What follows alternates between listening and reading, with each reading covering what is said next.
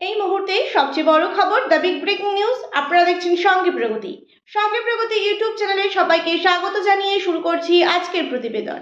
আজকের প্রতিবেদনের মূল বিষয়বস্তু, উত্তর পূর্বের রাজ্যে ত্রিপুরায় চাকরির মরীচিকা, প্রতিশ্রুতি আর বাস্তবতার মাঝে প্রায় 40,000-এর গ্যাপ। রাজ্যে 7 বছরে 56,000 শূন্য পদ, অথচ নিয়োগের হয়েছে মাত্র 16,000। সরকারি চাকরির প্রতিশ্রুতি কি শুধুই মিথ্যা আশ্বাস? কোথায় গেল সেই চাকরির প্রতিশ্রুতি?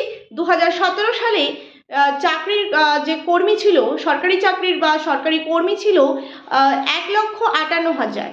এবার দেখা যাচ্ছে 2023-এ তা কমে দাঁড়িয়েছে প্রায় 1 লক্ষের কাছে। এই যে সময়ের মধ্যে, এই যে 7 বছরে, এইটুকু সময়ের মধ্যে 56,000-এর বেশি শূন্য পদ কিন্তু রয়েছে।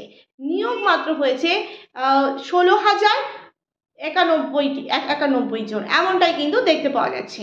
প্রিয় দর্শক বন্ধু, আপনারা দেখছেন সঙ্গে প্রগতি ইউটিউব চ্যানেলে নতুন দর্শক হয়ে থাকলে অবশ্যই চ্যানেলটিকে সাবস্ক্রাইব করে সঙ্গে থাকুন নতুন নতুন ভিডিওর আপডেট পাওয়ার জন্য। ভিডিওটি ভালো লেগে থাকলে অবশ্যই লাইক করুন, শেয়ার করুন, আপনাদের মতামত অবশ্যই কমেন্ট বক্সে কমেন্ট করে জানান। উত্তর পূর্বের রাজ্যে ত্রিপুরায় সরকারি চাকরি কিন্তু একেবারে মরীচিকা। যেমনটি দেখা যাচ্ছে পশ্চিমবঙ্গে সরকারি চাকরির নিয়োগে প্রায় যে দুর্নীতি, সেই একই রকম কিন্তু পরিস্থিতি দেখা যাচ্ছে যে মিথ্যা আশ্বাস। উত্তর পূর্বের রাজ্যে দেখা যাচ্ছে মিথ্যা আশ্বাস, চাকরির মরীচিকা, প্রতিশ্রুতি আর বাস্তবতার মাঝে প্রায় 40,000-এর গ্যাপ দেখতে পাওয়া যাচ্ছে গত 7 বছরে। এবার দেখা যাচ্ছে যে কোথায় কত নিয়োগ হয়েছে গত 7 বছরে। বুনিয়াদী শিক্ষা, সেখানে নিয়োগ হয়েছে 4,807 জন। সেকেন্ডারি এডুকেশন, সেখানে নিয়োগ হয়েছে মাত্র 2,217 জন। এবং পুলিশ বিভাগে নিয়োগ হয়েছে মাত্র 1,562 জন।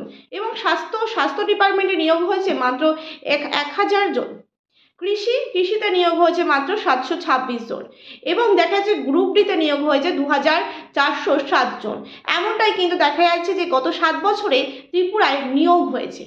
এবার দেখা যায় আউটসোর্সিং এর নামে যে প্রতারণা, সেটাও কিন্তু এবার আপনাদের সাথে জানিয়ে রাখি যে আউটসোর্সিং এর নামে কিন্তু প্রতারণাও চলছে এই উত্তর পূর্বের রাজ্যে ত্রিপুরায়। 5,771 জনকে আউটসোর্সিং এর মাধ্যমে নিয়োগ, যেখানে নেই নিরাপত্তা না স্থায়িত্ব।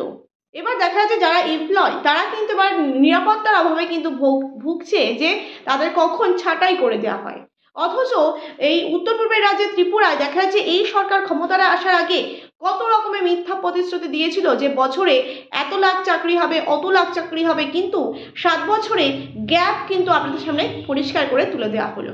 এবার দেখা যাচ্ছে যে সাম্মানিক যে ভাতা নাকি চরম অপমান। এসপিও এবং অঙ্গনওয়াড়ি কর্মী এবং তাদের যে হেল্পার, তাদের দেওয়া হচ্ছে এমন ভাতা, তা দিয়ে কিন্তু সংসার চালানো এক প্রকার অসম্ভব হয়ে দাঁড়িয়েছে এই মুহূর্তে। এবং দেখা যাচ্ছে স্থগিত নিয়োগের কিন্তু একটা হাহাকার দেখা যায়। 10,323-এ যে শিক্ষক নিয়োগ, সেখানে যে কারচুপি, তা কিন্তু আমরা সকলেই জানি। এবং দেখা যাচ্ছে 1,916 কনস্টেবল পদে নিয়োগ কিন্তু বন্ধ রয়েছে ইতিমধ্যেই। এবং 6,067 জন স্পেশাল এক্সিকিউটিভ পদে কিন্তু এখনো কেবল অপেক্ষায় দেখা যাচ্ছে। এছাড়াও 10,323-এ যে চাকরি প্রার্থী, তারা যেভাবে হাহাকার করছে, তা কিন্তু অত্যন্ত নিন্দনীয় ব্যাপার। এবং দেখা যাচ্ছে যে এই যে 56,000-এর শূন্য পদের বিপরীতে মাত্র নিয়োগ হয়েছে 16,000 গত 7 বছরে। সরকারি চাকরির ভবিষ্যৎ কি তবে শুধুই প্রতারণার গল্প হয়ে যাবে, নাকি মানুষ এবার ঘুরে দাঁড়াতে সক্ষম হবে? এবং দেখা যাচ্ছে যে বর্তমানে যে পরিস্থিতি ত্রিপুরায়, মানুষ কিন্তু একমাত্র ভরসা রাখছে লাল ঝান্ডার ওপর। লাল ঝান্ডা কিন্তু সারা বছরই, অর্থাৎ শীত গ্রীষ্ম বর্ষা, বামপন্থীরা যে মানুষের একমাত্র ভরসা, মানুষ কিন্তু এবার বুঝতে শিখেছে। সময় এসেছে বদলাবার, মানুষের ধারণা কিন্তু বদলেছে। এবার দেখা যাচ্ছে যে মানুষের রায় কোন দিকে যায়, সেটাই কিন্তু দেখার বিষয়। প্রিয় দর্শক বন্ধু, আপনারা দেখছেন সঙ্গে প্রগতি ইউটিউব চ্যানেলে নতুন দর্শক হয়ে থাকলে অবশ্যই চ্যানেলটিকে সাবস্ক্রাইব করে যুক্ত থাকুন নতুন নতুন ভিডিওর আপডেট পাওয়ার জন্য। ভিডিওটি ভালো লেগে থাকলে অবশ্যই লাইক করুন, শেয়ার করুন, আপনাদের মতামত অবশ্যই কমেন্ট বক্সে কমেন্ট করে জানান। এবার শিক্ষার বাতিঘরে আধারের ছায়া, কোথায় যাচ্ছে গুণগত শিক্ষা? আজ রাজ্যের প্রত্যেকটি ব্লকে শিক্ষকের সংকট এমন এক ভয়াবহ পরিস্থিতি বা ভয়াবহ রূপ ধারণ করেছে, যা শিক্ষা ব্যবস্থার মেরুদণ্ডকে সরাসরি ভেঙে দিতে বসেছে। জেলা সদর দপ্তরগুলিতে দেখা যায় যে শিক্ষক শিক্ষিকার সংখ্যা প্রয়োজনের তুলনায় অনেক বেশি, এবং অথচ গ্রাম এবং মফস্বলের স্কুলগুলিতে শিক্ষক পাওয়াই কিন্তু মুশকিল হয়ে গিয়েছে বর্তমানে। রাজনৈতিক প্রভাব এবং যে পক্ষপাতের কারণে শিক্ষা দপ্তর চাইলেও সঠিকভাবে শিক্ষক বদলি করতে পারছে না এই মুহূর্তে। এর ফলে গ্রামের ছোট ছোট স্কুলগুলি দিন দিন শিক্ষার আলো থেকে বঞ্চিত হচ্ছে এক প্রকার, তা কিন্তু বলাই যেতে পারে। বিশেষত মনু ব্লকের অবস্থা যেন এক হতাশার গল্প হয়ে দাঁড়িয়েছে বর্তমানে। বিশেষত মনু ব্লকের অবস্থা যেন এক হতাশার গল্প। হুকাইতুইয়া বিদ্যালয়ের পরিদর্শকের অধীনে থাকা প্রায় 30টি স্কুলের জন্য শিক্ষক রয়েছেন মাত্র 58 জন, অর্থাৎ প্রতি স্কুলে গড়ে 1.5 জন শিক্ষক। কিছু স্কুলে তো একজন শিক্ষকই প্রথম শ্রেণী থেকে অষ্টম শ্রেণী পর্যন্ত সমস্ত ক্লাস পরিচালনা করতে হচ্ছে বর্তমানে।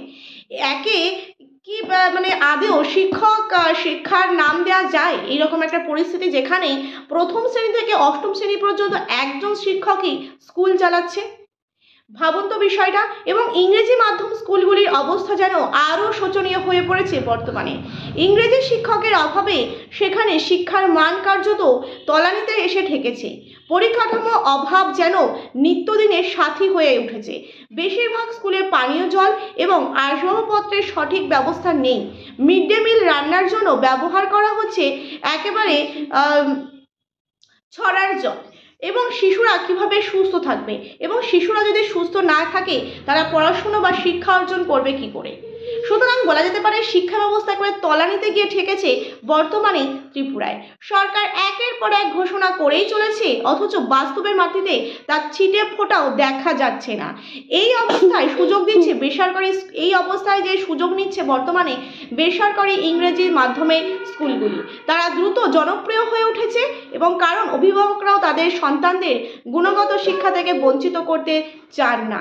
কিন্তু প্রশ্ন তো কিন্তু থেকেই যাচ্ছে, গুণগত শিক্ষা কি তবে সত্যিই হারিয়ে যেতে বসেছে ত্রিপুরায়? এবং গ্রামের দরিদ্র শিশুরা কি চিরকালই শিক্ষার আলো থেকে বঞ্চিত থাকবে? এই ভয়াবহ পরিস্থিতি থেকে মুক্তির কি আদৌ কি কোনো পথ রয়েছে? এই সংকটের সমাধান কি সরকার করবে আদৌ, নাকি জনগণের তাদের কণ্ঠ তুলে ধরতে হবে? কারণ জনগণকেই কিন্তু তাদের কণ্ঠ তুলে ধরতে হবে, কারণ সরকার একের পর এক কিন্তু ঘোষণা করেই চলেছে, অথচ তার ছিটেফোঁটাও কিন্তু দেখা যাচ্ছে না গ্রামাঞ্চলগুলি বা মফস্বলগুলিতে। শিক্ষার বাতিঘরে যেন আধারের ছায়া বর্তমান পরিস্থিতিতে। হারিয়ে যাচ্ছে শিক্ষার গুণগত মান। রাজ্যের প্রায় প্রত্যেকটি ব্লকে শিক্ষকের সংকট এমন ভয়াবহ রূপ ধারণ করেছে তা কিন্তু আর বলার অপেক্ষা রাখে না, এবং শিক্ষার ব্যবস্থার মেরুদণ্ডকে ভেঙে দিতে বসেছে বর্তমান সরকার, তা কিন্তু বুঝতে মানুষের আর বেশি অপেক্ষা নেই। সুতরাং একদিকে দেখা যাচ্ছে সরকারি চাকরির নিয়োগে দুর্নীতি এবং নিয়োগ ব্যবস্থা স্থগিত রাখা হয়েছে, এবং যারা যেখানে মানুষ চাকরি করছে সেখানেও কিন্তু একটা স্থায়িত্বকরণ বা নিশ্চিতকরণের একটা সংকটে মানুষ ভুগছে। এই রকম পরিস্থিতিতে মানুষ কাদের ওপর ভরসা রাখবে, কোন রাজনৈতিক দলের ওপর ভরসা রাখবে, সেটাই কিন্তু নির্ভর করছে মানুষের ওপর। প্রিয় দর্শক বন্ধু, এই ছিল আমাদের আজকের প্রতিবেদন। ভিডিওটি ভালো লেগে থাকলে অবশ্যই লাইক করুন, শেয়ার করুন, আপনাদের মতামত অবশ্যই কমেন্ট বক্সে কমেন্ট করে জানান। নতুন দর্শক হয়ে থাকলে চ্যানেলটিকে সাবস্ক্রাইব করতে কিন্তু একদমই ভুলবেন না। ধন্যবাদ সকলকে।